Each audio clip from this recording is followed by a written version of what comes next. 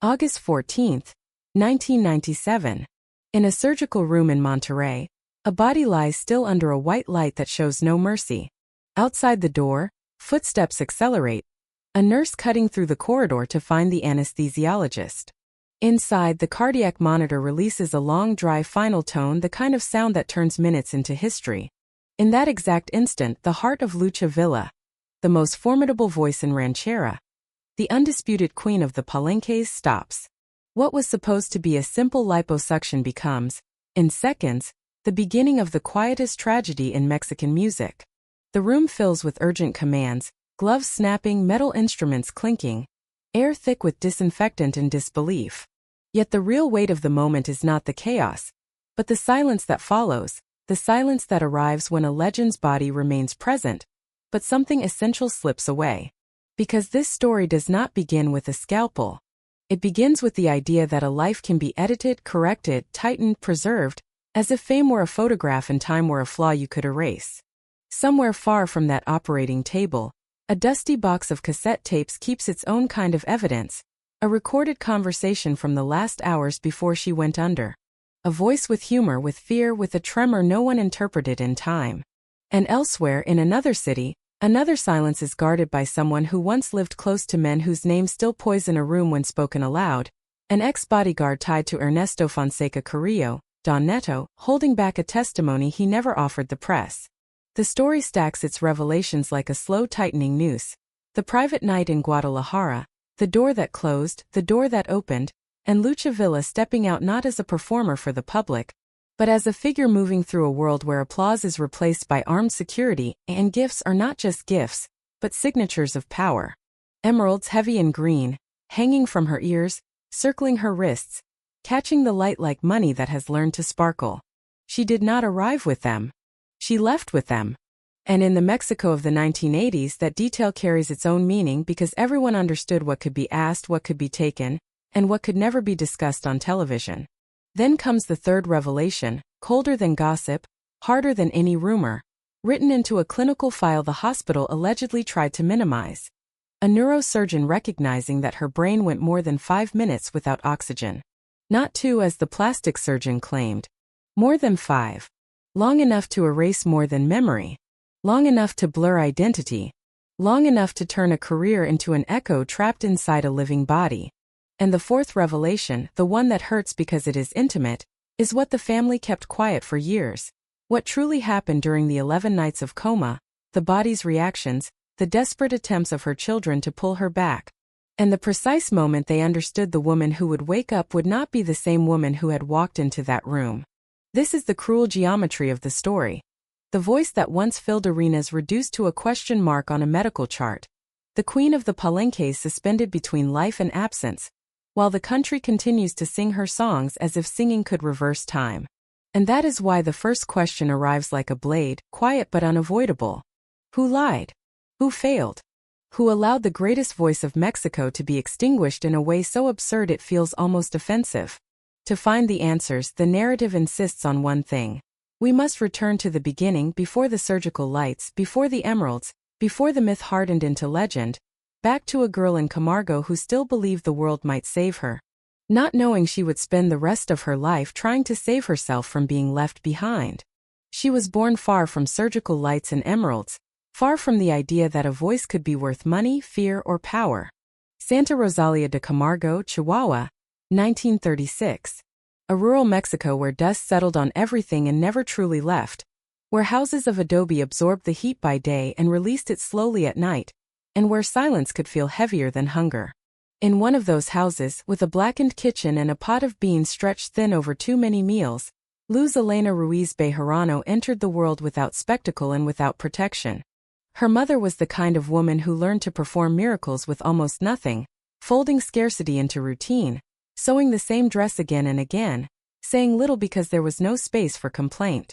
Of her father, there was no story worth telling, only an absence that no one bothered to explain. In the Mexico of the 1940s, men who left did not leave questions behind, only gaps. And children learned early that some silences were permanent. Yet in that house where nearly everything was missing, one thing could not be ignored. Luz Elena grew taller than the other girls, her body stretching upward as if trying to escape the ground that held her. In school photographs and Sunday masses she stood out, awkward and visible, carrying a presence she did not yet understand. And then there was the voice. Deep, rough, unexpectedly powerful. A sound that seemed to rise from the soil itself. When she sang in church, the priest asked her to lower her volume because she drowned out the entire choir. At 12, relatives called on her to animate family gatherings. Aunts boasted. Neighbors asked her to repeat songs. By 14 she was singing at weddings, town dances, patron saint festivals, those long nights where the whole village gathered under bare light bulbs hanging from wires, floors of cement, cheap beer and borrowed music. The band could miss a note, the sound system could fail, but her voice filled the room anyway, bouncing off the walls as if the building had been made for her alone. And then came the first brutal turn, the decision that would quietly set the pattern for everything that followed. At 15 she agreed to marry a man 20 years older than her. Mario Miller, 35, connected to the entertainment circuit through his brother, carried experience, contacts, a sense of the world beyond Camargo. She carried hunger, poverty and a desperate, unspoken urgency to escape the invisible prison of her birthplace. Empty pots and worn shoes explained a choice that, decades later, would sound incomprehensible. A child becoming a wife because she had been taught that marriage was the only door out. In 1953 her first daughter was born. In 1954 a son. 2 children in 2 years. A girl turned into a mother before she had learned who she was. Whatever love may have passed through that house did not stay long. 7 years after the wedding, Mario vanished from her life with the same ease with which he had entered it. Suddenly she was 22 with 2 small children, no profession, no certainty and no safety net. In the Mexico of the 1950s the options for a woman like her fit on one hand. Return to her mother's house and live on charity. Find another man to provide. Work as domestic help. Or gamble everything on the one thing that made her different. She chose the risk. She left her children in the care of family, and boarded a bus to Mexico City with a small suitcase and a dream most people consider delusional. The capital greeted her with noise, smog and indifference. Cheap boarding houses where rooms were shared with strangers. Days without knowing what she would eat or where she would sleep. She sang in bars thick with cigarette smoke that burned her eyes. In cabarets where drunk men threw obscene comments along with crumpled bills. On radio programs at impossible hours where no one asked her name. Persistence became her only currency. And then her need collided with someone else's. A producer searching for a powerful female voice for a variety show found himself facing a young woman in a borrowed dress, hands trembling, hunger barely concealed. When she began to sing, the room changed. Silence thickened, heavy and almost ceremonial. In that instant, she was no longer just a desperate northerner in the capital. She was a force. That same day she was renamed Lucha for the strength he saw in her. Villa, for the northern myth whose blood ran through the same land. With that baptism, Luz Elena Ruiz Bejarano disappeared from the posters. Lucha Villa was born.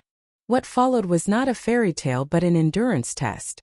She learned to tolerate hunger, rejection, humiliation. She learned to stand her ground in spaces dominated by men. Her voice reached the ears of composers who understood pain, men who wrote songs like Open Wounds. Through them her sound became inseparable from heartbreak, pride, and national identity. From the outside it looked like victory. But inside the old fear remained intact. The fear of abandonment. The fear of not being enough. The sensation that everything she built could vanish if she loosened her grip for even a moment.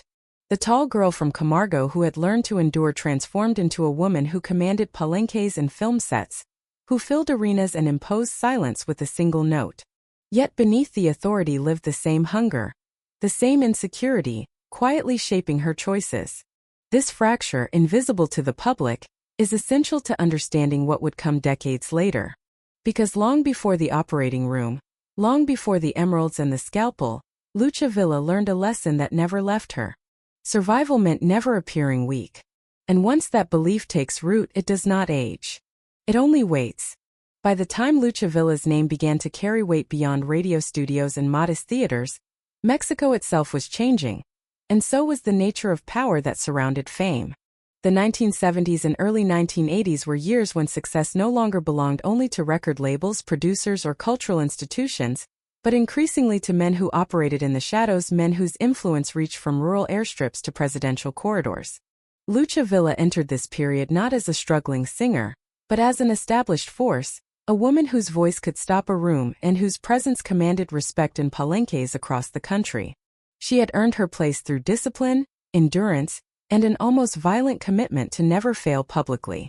That very commitment, however, also made her visible to another audience, one that did not clap, did not ask for autographs, and did not appear on magazine covers. These men wanted symbols, and Lucha Villa was one of the most powerful symbols Mexico could offer.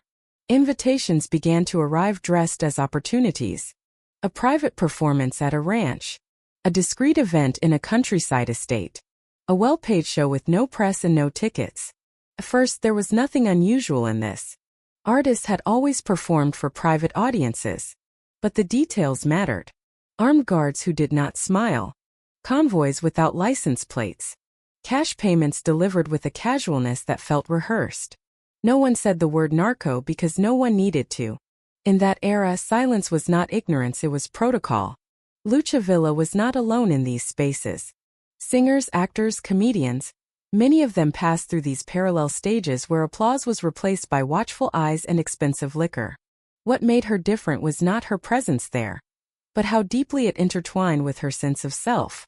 For a woman who had spent her entire life fighting invisibility, these environments offered a dangerous confirmation. Here she was not just admired, she was desired as proof. If a man could make Lucha Villa sing for him, he could make the country believe he owned something sacred. The most persistent story, the one never printed yet endlessly whispered, centers on a night in Guadalajara around 1985. A mansion on the outskirts of the city, security tighter than usual, even by those standards.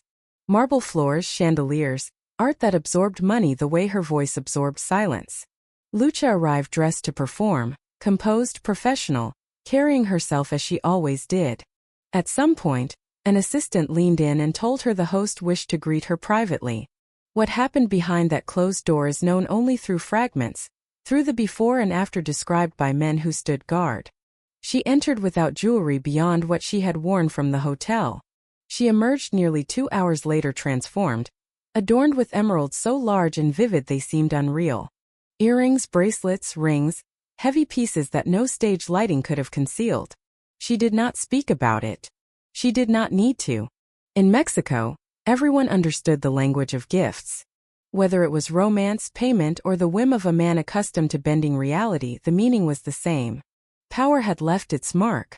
Publicly, Lucha Villa rimando untouchable. Interviewers spoke to her about music, about cinema, about national identity. No one asked about private nights.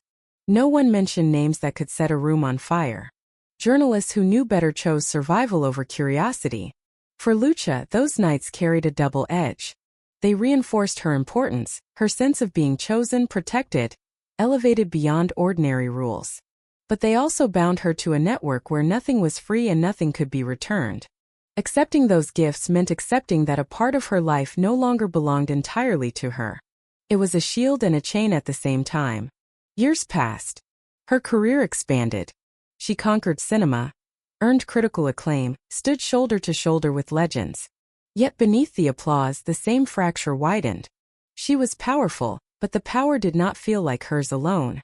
She was admired, but the admiration came with expectations she could never fully control. As she moved into her 40s and then her 50s, the industry began to shift its gaze. Youth crept back into casting calls. New voices appeared. She remained respected, revered even, but reverence is a quieter thing than desire. For a woman whose survival had always depended on being undeniable, that quiet felt like danger.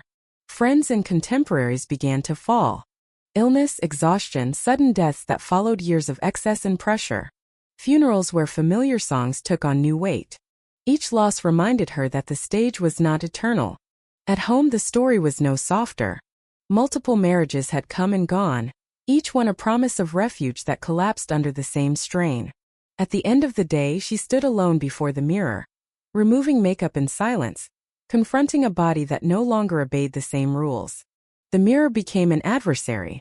Weight fluctuations felt like betrayal. Wrinkles felt like warnings. Comments meant as compliments cut deeper than insults.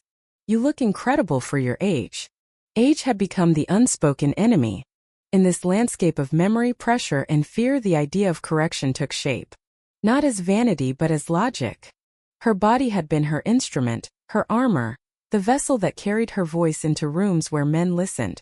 If that body was changing, it had to be managed, disciplined, adjusted. This was how she had approached everything in her life.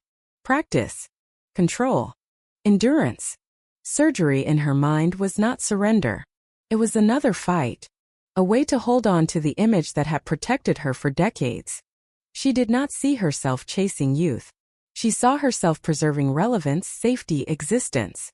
The irony is that this decision, framed as control, was born from the same fear that had followed her since Camargo. The fear of being left behind.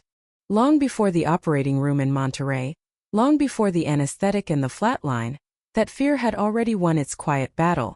It had guided her toward environments that validated her power, but consumed pieces of her autonomy. It had taught her that survival required constant proof.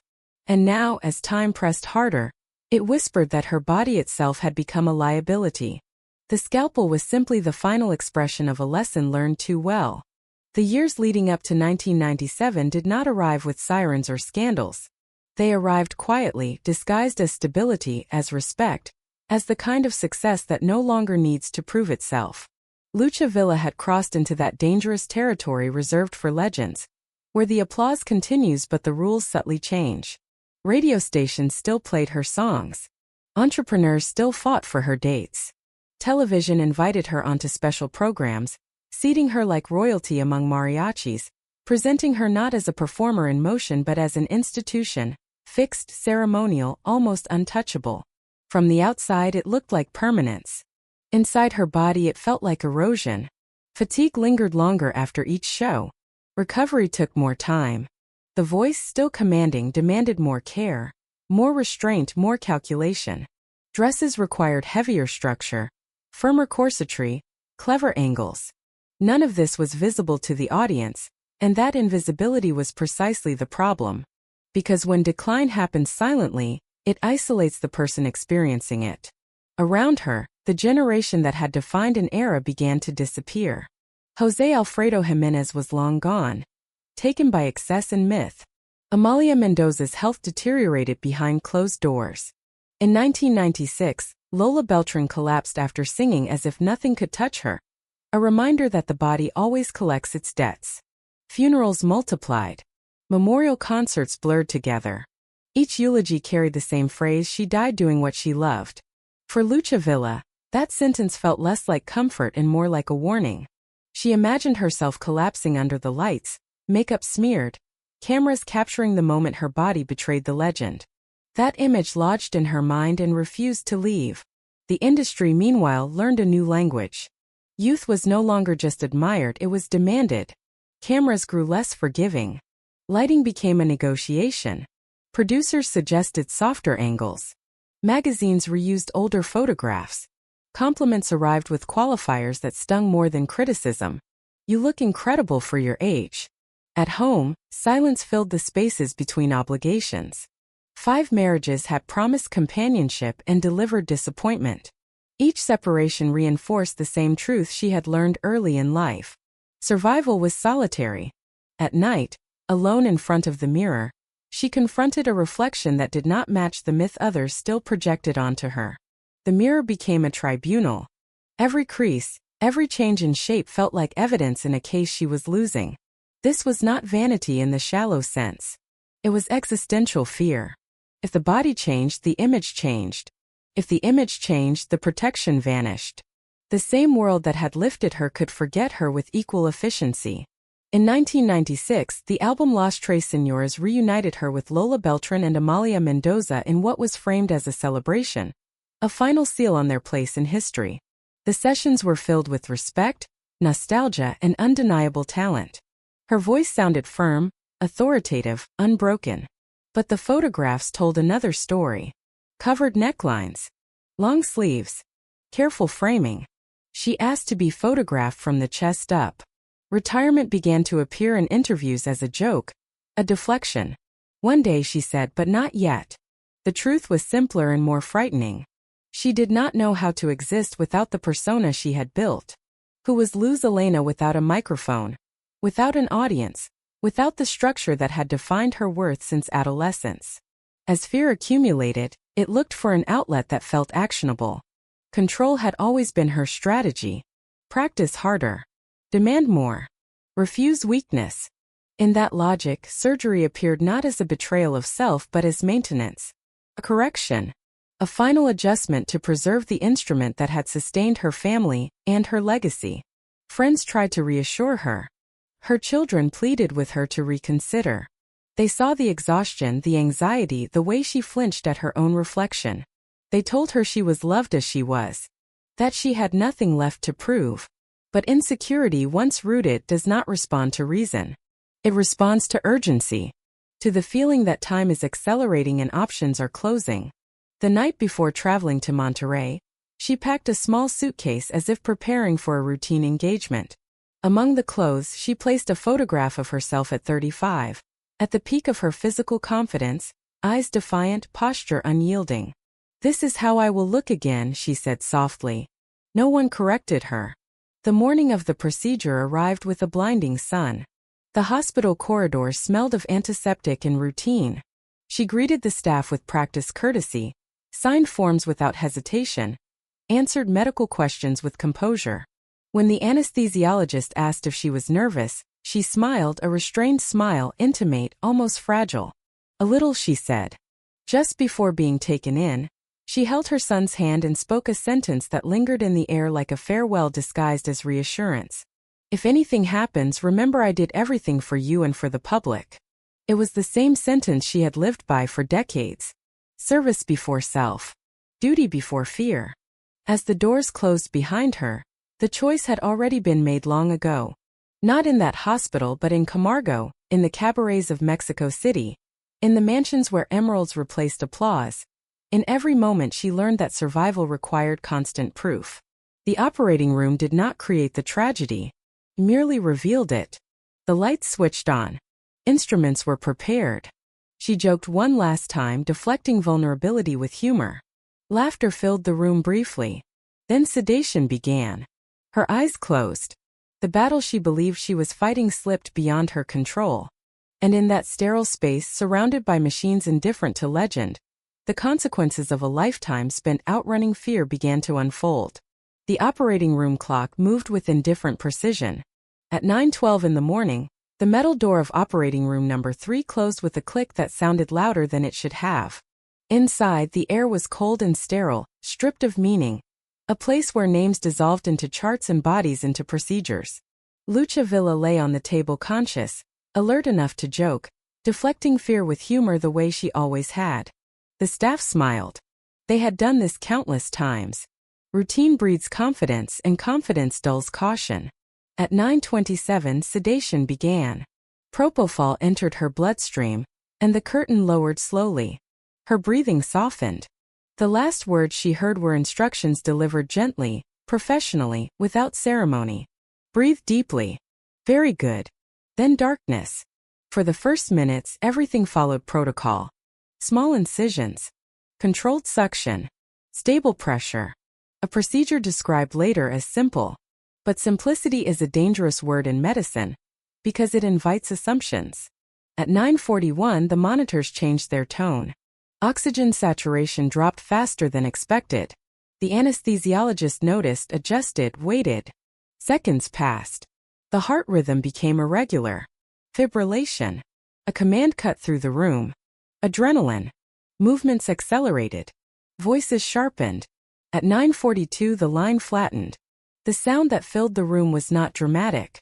It was steady, final, almost calm. Flatline. The heart that had carried her through decades of applause, through exhaustion and triumph, through fear disguised as strength, stopped. Hands moved with urgency. Compressions. Shocks. Oxygen forced into lungs that no longer responded. Each second stretched, invisible and irreversible. Medicine knows this arithmetic well. 30 seconds without circulation begins damage. 60 seconds neurons start to die. 3 minutes speech centers suffer. For minutes identity itself begins to fracture. In that room time passed without oxygen for far longer. 5 minutes. 6. Perhaps 7. Enough to erase what made her Lucha Villa. When the heart finally responded and rhythm returned, there was no victory in the room. Only relief tinged with dread. They had saved the body. The person was already slipping away. She was transferred immediately. Machines replacing functions her brain could no longer manage alone.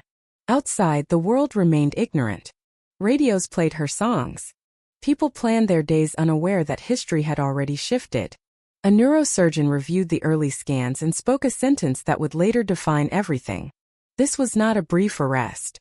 This was a brain that had been silent too long. The plastic surgeon insisted it had been less than 2 minutes. The images contradicted him. Damage was extensive. Cortical regions affected. Pathways erased. The language that had defined her life reduced to inactive tissue. While doctors worked to control swelling and stabilize vital signs, her family entered a different kind of battle. 11 nights in intensive care. 11 nights watching machines breathe for her, counting rises and falls of a chest that no longer moved with intention. 11 nights praying not for fame, not for recovery, but for some sign that she was still there. On August 31st, she opened her eyes. The country exhaled. Headlines spoke of miracles. Hope surged. But hope is often louder than truth. The woman who looked out from that hospital bed did not recognize faces, did not respond to voices, did not speak. She had returned from silence carrying only fragments. Doctors named it clinically hypoxic ischemic encephalopathy, irreversible damage. To the family it was simpler and crueler. The person they loved was gone. What remained was a body breathing without memory. Rehabilitation followed.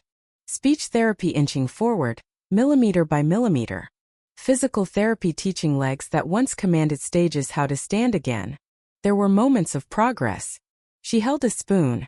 She wrote her name with effort. She formed short phrases. But the voice that had once filled arenas and imposed silence with authority, never returned. It was as if it had been locked behind a door that no key could open. Later came the trip to Cuba, months of intensive neurological therapy, fueled by hope and exhaustion. Small gains emerged. Familiarity flickered when shown photographs of her past. Sometimes she smiled without knowing why. Other times she stared at the images as if they belonged to someone else. When she returned to Mexico, the public expected recovery. What arrived instead was a life after life. She was moved to a ranch in San Luis Potosí, away from cameras, away from stages, away from the myth.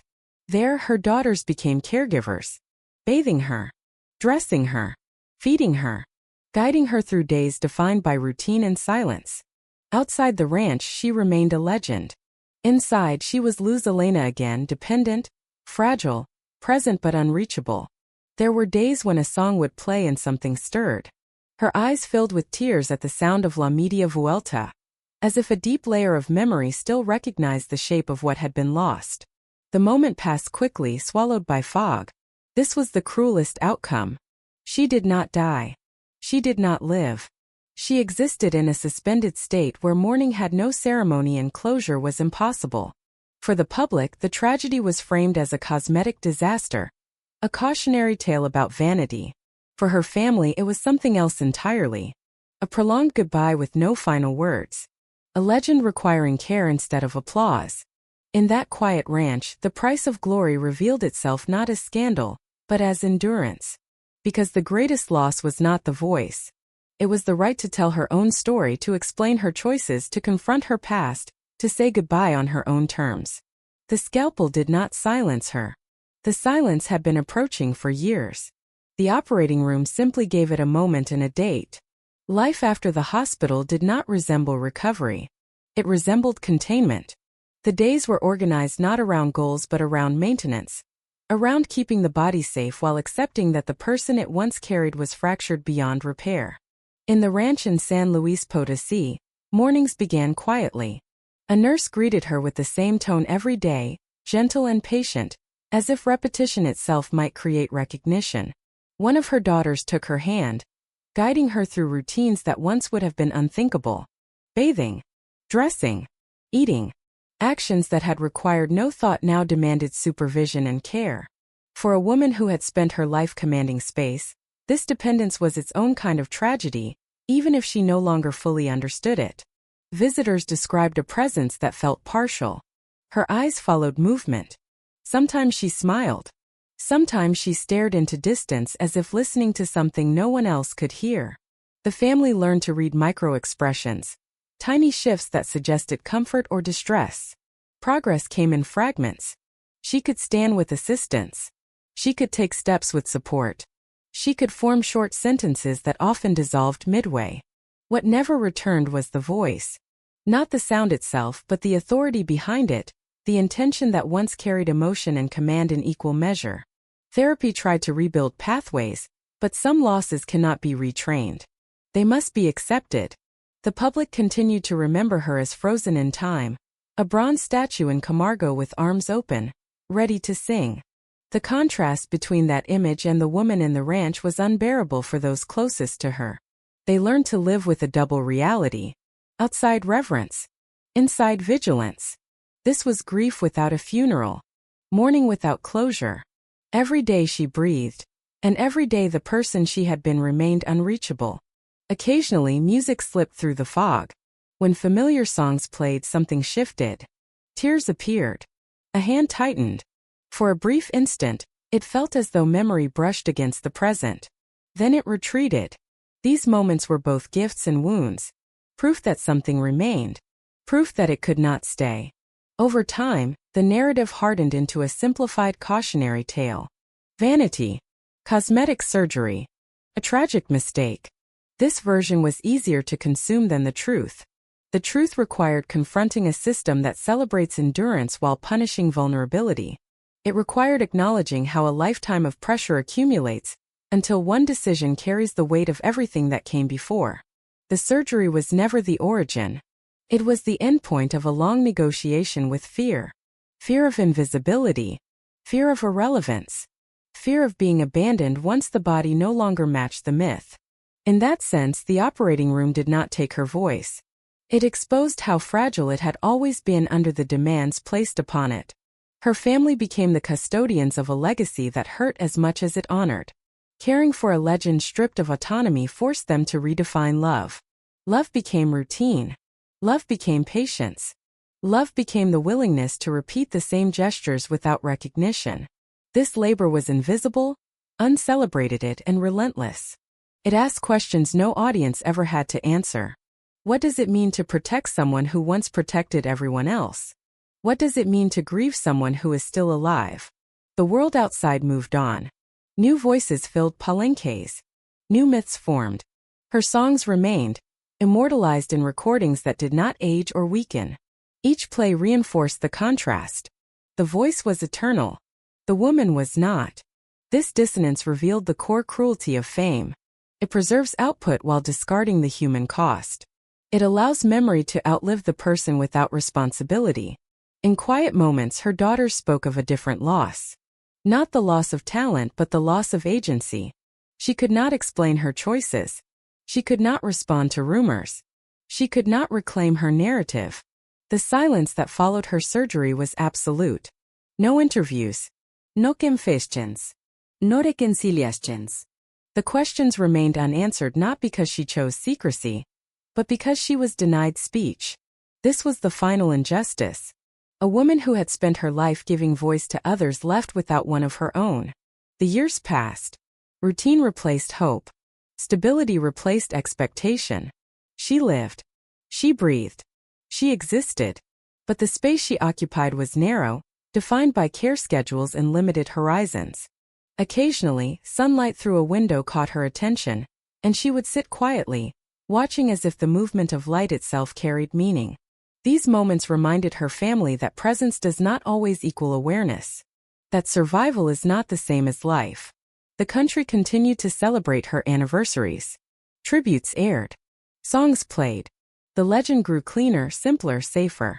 The messy truth stayed confined to the ranch. This separation between image and reality is the final layer of the story.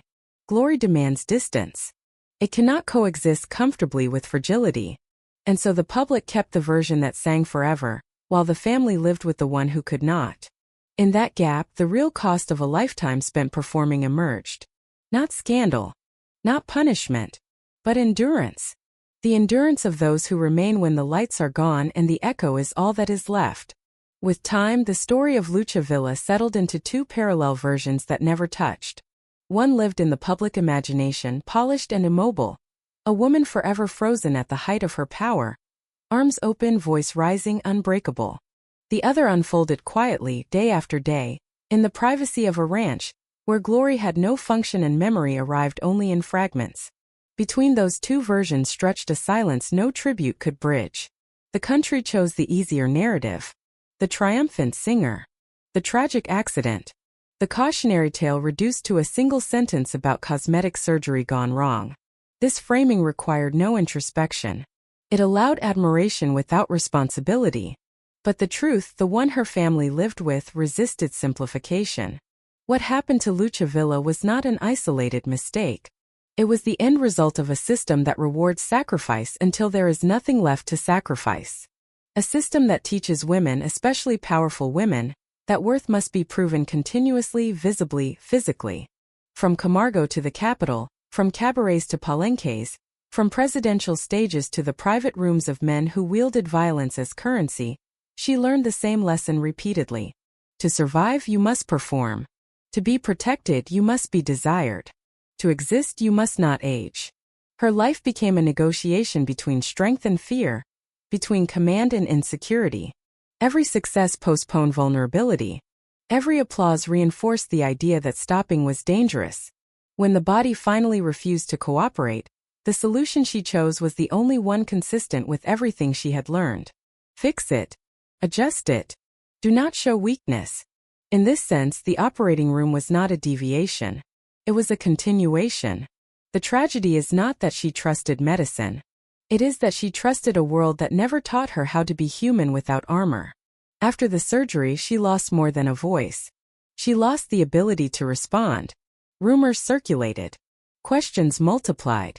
Relationships were reinterpreted. Motives were assigned. But she could not confirm or deny any of it. Silence became permanent. That silence is often overlooked, yet it is the most violent consequence of all. A storyteller denied speech. A witness erased. Her family absorbed that loss quietly. They watched as her image was debated while her reality was ignored. They learned that fame offers no protection once usefulness ends. Care replaced applause. Routine replaced recognition. Love replaced spectacle. This was the unseen aftermath of glory. The part no one lines up to watch. Over the years, her daughters spoke carefully, balancing respect for the woman she had been with honesty about the woman she had become. They did not romanticize the outcome. They did not dramatize the pain. They simply lived it. That endurance reframed the entire story. Lucha Villa did not fall from grace. She was consumed by the very forces that elevated her. Her life exposes a contradiction at the heart of celebrity culture. We demand authenticity but punish vulnerability. We celebrate resilience but ignore its cost. We immortalize voices while abandoning bodies. The final image is not the operating table or the emeralds or the statues. It is quieter. A woman sitting by a window watching light move across the landscape, present but unreachable. In that image, the myth dissolves, leaving only a human being shaped by fear, love, ambition, and exhaustion. This is not a story about vanity. It is a story about survival strategies that outlive their usefulness. About armor that becomes a cage. About a voice that carried a nation and was then asked to carry silence. If her story demands anything from those who hear it, it is not judgment. It is recognition. Recognition that glory is never free. Recognition that legends are built on invisible labor and invisible wounds. And recognition that when the lights go out, someone must remain behind to care for what the world no longer wants to see. In the end, the question that lingers is not how Lucha Villa fell, but what her life reveals about the cost we quietly accept in exchange for greatness. Her story refuses a clean conclusion because it never offered a clean conflict. There was no single villain, no dramatic betrayal, no moment where everything clearly went wrong. Instead, there was a lifetime of small lessons learned too well. That love must be earned. That security depends on performance. That stopping is dangerous. That being needed is safer than being human. These lessons shaped a woman who could dominate stages and silence rooms, yet never learned how to rest without fear. When the public remembers her, they remember the voice strong and unyielding, the posture of authority, the songs that carried heartbreak and pride with equal weight. What they rarely remember is the labor behind that image, the discipline, the loneliness, the constant vigilance required to remain undeniable. Lucha Villa became a symbol not because she was invincible, but because she learned how to hide vulnerability so completely that even she began to believe it had disappeared. The surgery that changed everything is often framed as an error, a misjudgment, a tragic lapse. But seen honestly, it was consistent with the logic that had governed her entire life. When faced with fear, she acted. When confronted with decline, she refused it. When the mirror threatened her sense of existence, she tried to correct it. This was not vanity. It was survival expressed in the only language she had been taught. After the lights went out, the world continued without her participation. Songs played. Tributes aired. Statues stood still. Meanwhile, in the quiet of the ranch, time moved differently. Days were measured not in applause but in care. Not in achievements but in presence. Her family carried the weight of loving someone who could not fully return their gaze, of protecting a legacy that no longer protected her. This is where the story becomes universal. Because beneath the fame, beneath the specifics of ranchera music and Mexican history, lies a question that reaches far beyond one woman. What happens to those who spend their lives being strong when strength is no longer possible? Who holds them when usefulness ends? Who listens when the voice is gone? Lucha Villa's life does not ask to be admired without context. It asks to be understood. Not as a cautionary tale about surgery, nor as a moral lesson about excess, but as a human record of endurance stretched too far. She did not lose her voice in a single moment. She spent it over decades, giving it to stages, to audiences, to powerful men, to expectations that never loosened their grip. The silence that followed was not punishment. It was the inevitable consequence of a world that never made room for rest. Her echo, however, remains. Not as nostalgia but as testimony. A reminder that legends are not born immune to fear. They are shaped by it. And that when we consume greatness without asking what it costs, we participate in the quiet erosion that makes stories like hers possible.